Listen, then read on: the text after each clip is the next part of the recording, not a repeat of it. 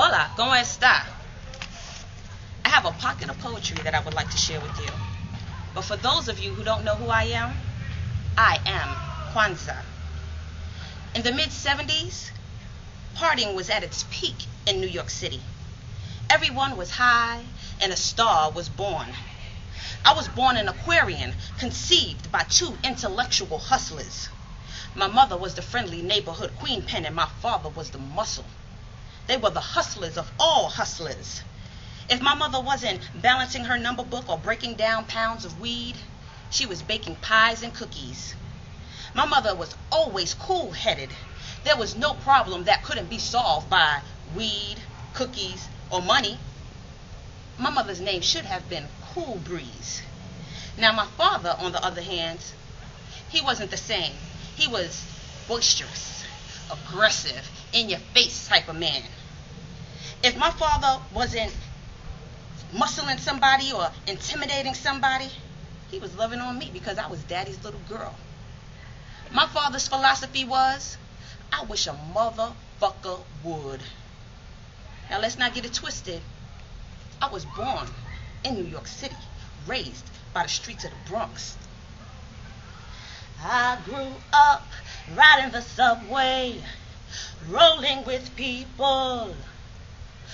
Up in Harlem, down on Broadway, I'm no tramp, but I'm no lady, talking that street shit.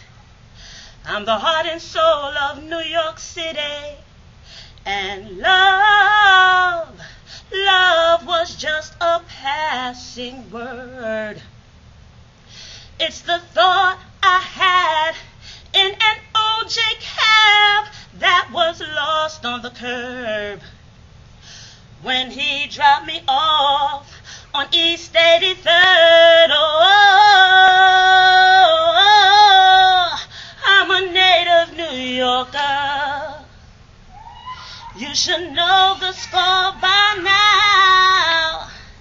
I'm a native New Yorker. When I was growing up, I wasn't only an admirer of hip-hop, I lived hip-hop. I'm coming from a time when Harlem World was a club, not an album by Mace. My father was closely affiliated with Harlem World. He would produce shows with Africa Bambaataa, Melly Mel, the Furious Five, and the fabulous Eartha Kitt. This is before she was blackballed by her peers for speaking out about the injustices of our country. I danced with the neighborhood dance groups, the DOTs, big ups to Tanya Brown, all of Throg's Neck, the community workshop. You know the children ran Throg's Neck, big ups. I wanted to roll with the big girls. In retrospect, they were only about 16 years old.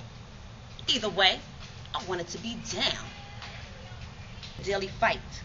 To top it all off, we had different fathers. 3 brothers, we had different fathers.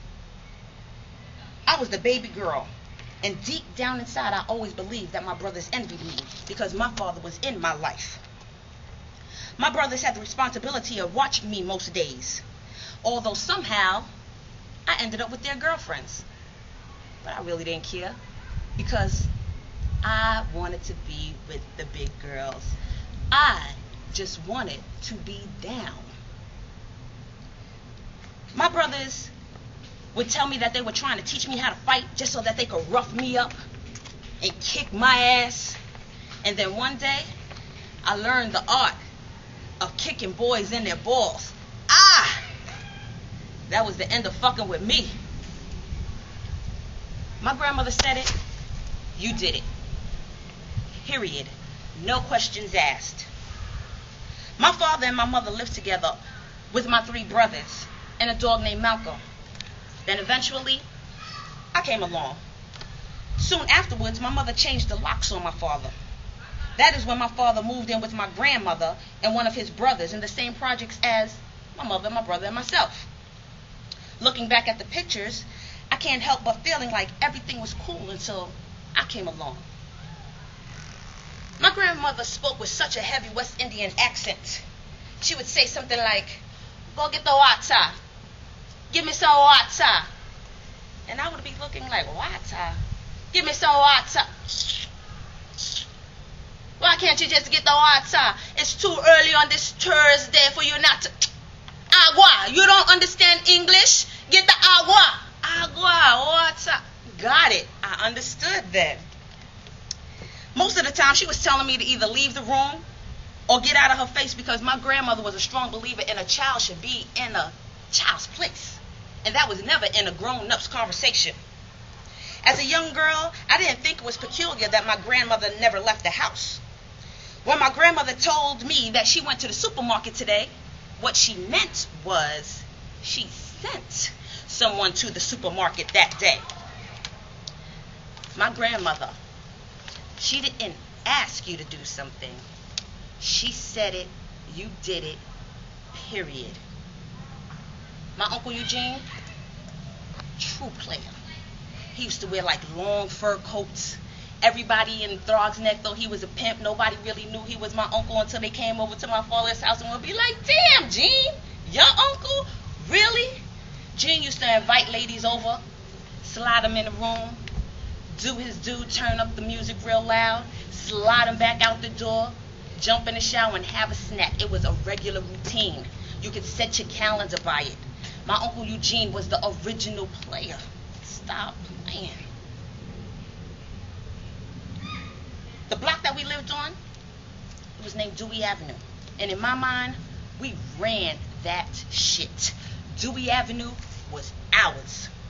It was ours. It was ours. The abuse that I endured while growing up came in so many facets. If my mother wasn't self-medicating herself with her own product, she was taking care of the business. She never had time for me. My mother's way of taking care of me was getting me out of her face. So if that meant sure that all I had to do was ask her for some money, she made sure that I had enough money to take myself and all of my friends out. I kept Mandy's. Remember the store Mandy's? I kept them in business every single day. It never failed. Because I thought I was the shit. Stop playing. So it wasn't going to nurture me. If my mother wasn't going to nurture me, I was going to get paid for my pain. My father rented limos for me for every occasion. I wore fur coats. It was something, I guess, in my family. My father wore furs. My uncle wore furs. I wore furs. I didn't even realize. It was just the norm. It was the norm for me. Anything I wanted, I had it. I wanted everything and needed for nothing. I was revered. I was a product of my environment, and the environment was my product. I was the shit. So I thought.